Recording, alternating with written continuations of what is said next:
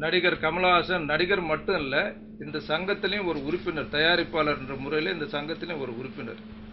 அவர்களுடைய படம் பிரச்சனை விஸ்வரூபம் எடுத்த பிறகு புரட்சி தலைவர் அம்மா அவர்கள் தலையிட்டதனுடைய அடிப்படையில் சுமூகமாக தீர்க்கப்பட்டது.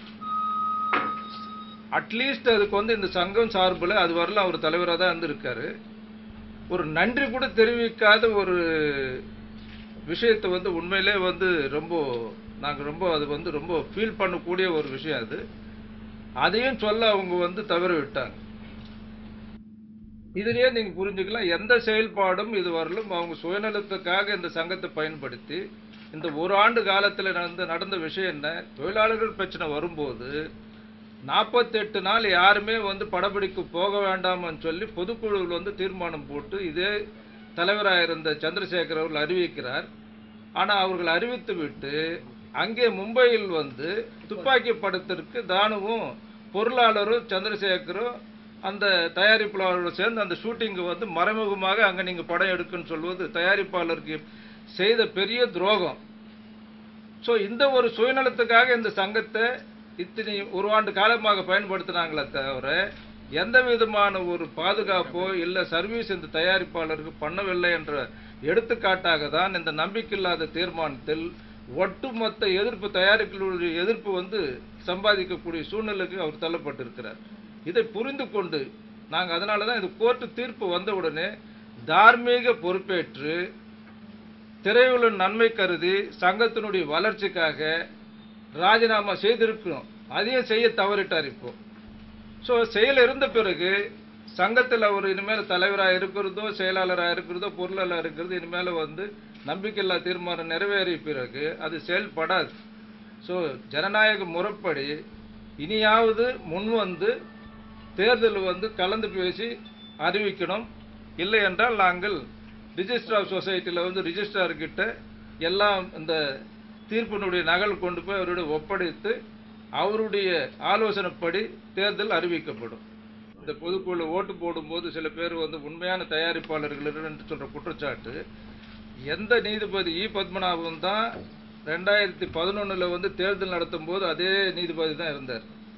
அவரே தான் இந்த நம்பிக்கையில்லா தீர்மானத்தின் ஓட்டெடுப்பு நடக்கும்போது அவரே தான் நீதிபதி, ஓட்டு எண்ணும் போது அவரே தான் நீதிபதி. ஸோ அப்போ இனிக்குது தேர்தலும் போது ரிசல்ட் உங்களுக்கு சாதகமாக வந்தா, இப்போ பாதகமாக வரும்போது இவங்களுக்கு கசக்குதுன்னு சொன்னா இது எந்த விதத்தில் நியாயம்? அதே நீதிபதி தான், இது நாங்க நடத்தவில்லை.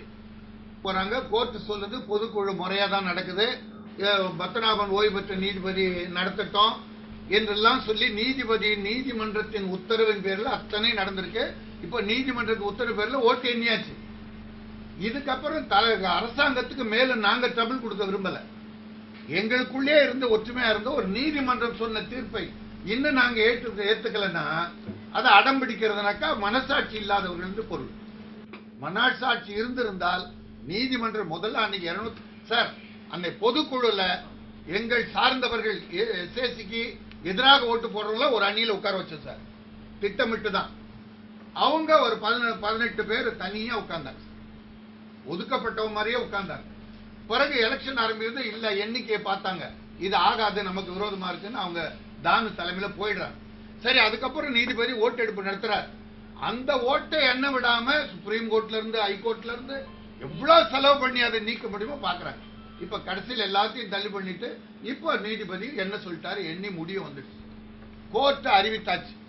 இதுக்கப்புறம் நான் இல்ல ஒத்துக்க மாட்டேன்னா அது மனிதர்களோ இல்ல மனசாட்சியோ இல்லாதவர்கள். ஜனநாயகத்தை ஏற்றுக்கொள்ள முடியாதா?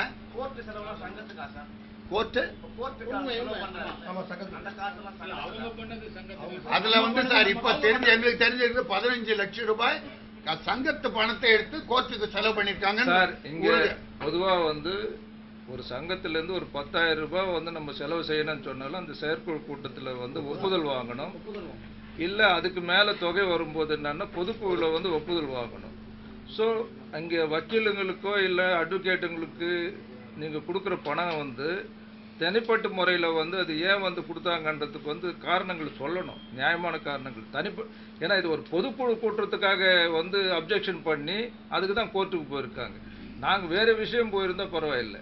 ஸோ அது தனிப்பட்ட முறையில் வந்து கோர்ட்டில் வந்து வாதாடி இருக்காங்கன்னு சொல்லும்போது அதுக்கு போய் பண்ண செலவு அவங்க தனிப்பட்ட அவங்க சொந்த காசு செலவு பண்ணியிருக்கணும். இப்போ நாங்கள் செலவு பண்ணதெல்லாம் எல்லாருக்கிட்டையும் நண்பர்கள்கிட்ட எல்லாருக்கிட்டையும் வசூல் பண்ணி அந்த பணத்தை நாங்கள் செலவு பண்ணியிருக்கோம்.